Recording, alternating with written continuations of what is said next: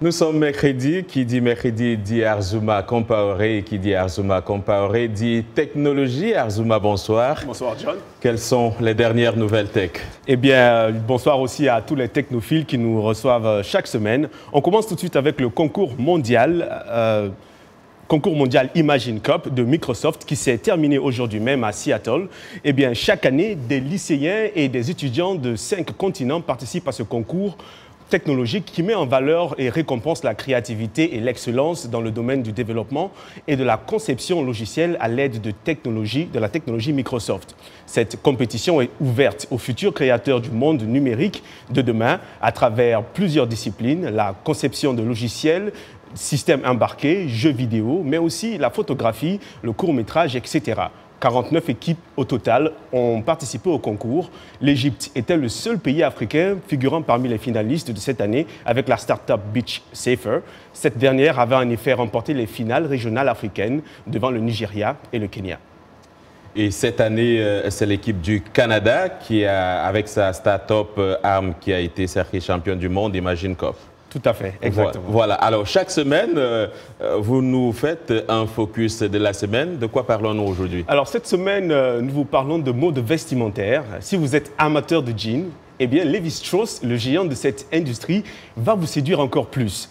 Grâce à sa nouvelle technologie de vieillissement informatisé, les finitions qui prenaient 30 minutes par paire de jeans ne durent plus que quelques 90 secondes. À l'aide de stylos numériques et d'écrans tactiles, une machine à laser transforme les jeans, permettant ainsi à ce détaillant de 165 ans de réduire sérieusement le temps de production. Alors, il faut dire que l'industrie vestimentaire se tourne de plus en plus vers l'impression 3D pour des raisons évidentes, comme nous l'explique Whitney Cathcart, présidente de Cathcart Technologies. Si vous envisagez de créer un produit en 3D, vous pourriez créer une collection entière avant même de couper un vêtement. Cela réduit le gaspillage, réduit les délais et permet de prendre des décisions en temps réel. Alors récemment, cette nouvelle vague de technologie est en train de transformer l'industrie de la mode, toujours dans le but d'être plus innovant et plus rapide pour le bonheur des consommateurs. Alors, ce que j'aime en technologie, c'est les folies d'invention. Qu'est-ce que vous avez pour nous aujourd'hui? Alors, vous avez peut-être entendu parler de stationnement autonome de voitures, mais avez-vous déjà entendu parler de chaussures qui se rangent toutes seules? Eh bien, en effet, après ces voitures, la société japonaise Nissan s'est lancée dans le stationnement autonome de pantoufles.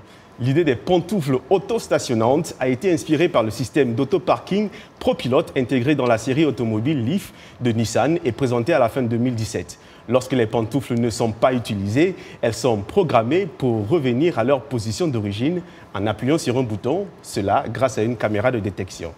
Eh bien, il y a 2 ans, Nissan avait présenté sa solution unique au problème de rangement de chaises après des réunions de bureau. Des chaises de bureau auto-alimentées qui se replient dans leur position d'origine avec un simple claquement des mains. Peut-être que cela nous serait très utile à nous ici à la rédaction, après nos réunions de rédaction quotidiennes. Voilà, c'est tout pour Afrotech de cette semaine. Sacré Arzuma, j'aimerais bien voir ces chaussures qui se rangent toutes seules.